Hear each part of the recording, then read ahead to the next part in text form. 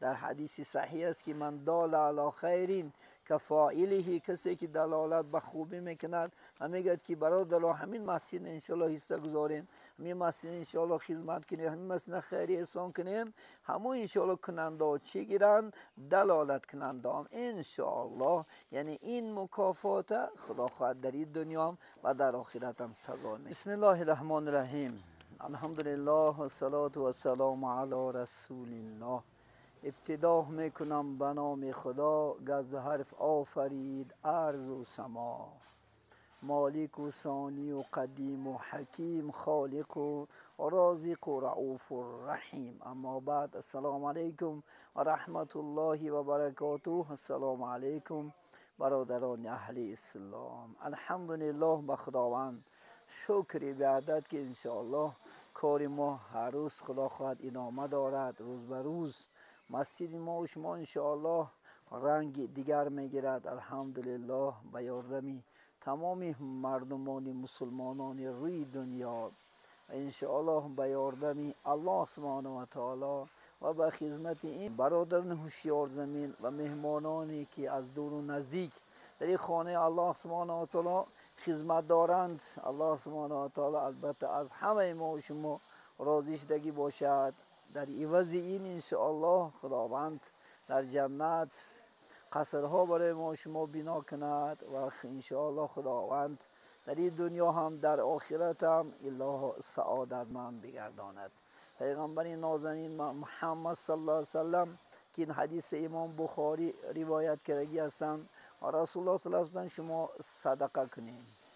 روزی می شود که آدم ها صدقه هاشو برداشته میگردند، یگان کسی نمیابند که اون صدقه را قبول کنند. گیرندگان میگفتند که اگر دیروز می آوردی قبول میکردم، امروز حاجتی قبول کردن صدقات تو نیستم. انشاءالله روزی میشه دست عزیزان من الله سبحانه و تعالی یعنی همه مردم بای میکرد، همه مردم صاحب پول صاحب دولت کردن، بعد یگان کسی نمیافتند که انشاءالله خیر و احسان و صدقات ما و شما را قبول کند. امروز انشاءالله فرصت است، امروز انشاءالله لحظه خیر احسان کردن است. از این لحظه ها، از این دقیقه ها فرصت بریم و انشاءالله دنیای خودمونه و آخرت خودمونه انشاءالله به یاردم الله سبحانه و تعالی آباد بگردانیم. در دیگر حدیثی که متفق علیه است، ابو هریره روایت کرده این حدیث عزیزان من، هر یک صبح که میدمد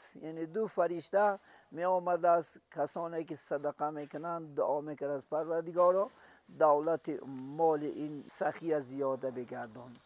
و کسی که انشاءالله بخیل میشده است، انشاءالله صدقات نمیکرد است، فرشته میگوید که این بخیل، این ممسکه یعنی مالش ضایع بگردان. ببینید هر روز انشاءالله حتی فرشته ها شخصانی انشاءالله سخاوتمند در حقش دائم انشاءالله خدا خواهد در دعا هستند. عزیزان من انشاءالله امروز وقت غنیمت، فرصت غنیمت انشاءالله که باید ما و شما قدر امکان چی مالی چی جانی چی انشاءالله با دعا البته خانه الله سبحانه و تعالی انشاءالله آباد کنیم. بعضی برادران سوال کردن درباره انشاءالله خدا خواهد یعنی کارت کشودگی هستیم، یعنی التماس دامنا جان رقم هاش خود انشاءالله خدا خواهد بیان کنین. امروز خدا خواهد انشاءالله این سه امکانیت یافته برای شما خدا خواهد ما سه کارت داریم. یک کارت در شهر انشاءالله خدا خواهد روسیه و دو کارت انشاءالله خدا خواهد یعنی در ازبکستان.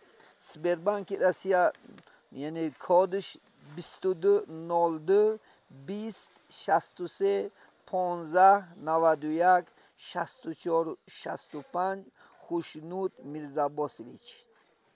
اگرابانک انشاءالله خدا خواهد یعنی ازبکستان 62 62 57 00 14 76 40 64 خوشبخت میرزا عباس زاده. خلق بانک انشاءالله از یعنی کارت خود ماست یعنی 98 و 60 08 03 97 07 64 09 یعنی عطیف موجب علی. انشاءالله خدا خواهد همین کارتان نمیتونین انشاءالله حصای خود بگذارین و این کرده انشاءالله برای آبادی این مساجد انشاءالله خدا خواهد خدمت میکند. عزیزان من، آنانی که انشاءالله خدا خواهد هر روز خیر احسان دارند، چی مالی و چی جاری، چی من میبینین امروز برادرها الحمدلله محله خدا خواهد انشاءالله یعنی زردالوزار انشاءالله در امروز در خدمتی لو هستند. این چنین استوا خدا خواهد من میبینین از یعنی شهر مرغلان انشاءالله برادر آمده برای آبادی مسجد انشاءالله شب و روز خدمت دارند. الله سبحانه و تعالی از تمامی همه ما و شما خدا خواهد راضی شدگی باشد. میبردی که خدمت دارند در اینجا در عمرش و در رزقش و در کسبش، آنانی که استایی که از شهری خدا خواهد مرغلان در اینجا مسافر شده انشاءالله خدا خواهد خدمت دارند. انشاءالله اینا را در عمرش و در رزقش و در کسب و کارش الله سبحانه و تعالی برکت عطا نماید و در خاندانشو همیشه تینجی آسایشته خاطر جمعی. آنانی که انشاءالله از دور و نزدیک خیر انسان دارند، از دور و نزدیک و ما کمک میرسونند و دائم در دعاها هستند انشاءالله که ما در منطقه ها که انشاءالله میخونیم میگن انشاءالله خدا قوت کرد، خدا انشاءالله خدا قوت این مسجد برای بنیاد کرد مددگار باشد. این دعای برادر کنندگارم خداوندا چی مقصد و چی آرزوها دارند، خواه دینی است و خواه دنیای با فضل و کرمش برآورده خیر بگرداند. اله عزیزان من، البته هر روز خدا خواهد کاری ما ادامه دارد. کسانی که آرزو دارند در این خانه خدا خدمت کردن انشاءالله مرحمت انشاءالله خدا خواهد چی مالی و چی جانی و چی زبانی خدمت کنین انشاءالله سعادت دو دنیا در الله سبحانه و تعالی میرسوند. در حدیث صحیح است که من دال علی خیرین کفاعله، کسی که دلالت به خوبی میکند و میگد که برادر همین مسجد انشاءالله حصه گذارین، همین مسجد انشاءالله خدمت کنیم، همین مسجد خیری احسان کنیم، همون انشاءالله کننده چی گیرند دلالت کننده هم انشاءالله یعنی این مکافات خدا خواهد در این دنیا و در آخرت هم سزا میشن. همیشه انشاءالله شاد باشین، همیشه خرم باشین انشاءالله، در پناه الله مهربان باشین، در دعا باشین. در صحبت دیگر خدا حافظی میگیم. السلام علیکم و رحمت الله و برکاته. بسم الله الرحمن الرحيم إن كانت إلا صيحة واحدة فإذا هم جميع لدينا محضرون فاليوم لا تظلم نفس شيئا ولا تجزون إلا ما كنتم تعملون إنا أصحاب الجنة اليوم في شغل فاكهون هم وأزواجهم في ظلال على الأرائك متكئون لهم فيها فاكهة ولهم ما يدعون سلام قولا من رب رحيم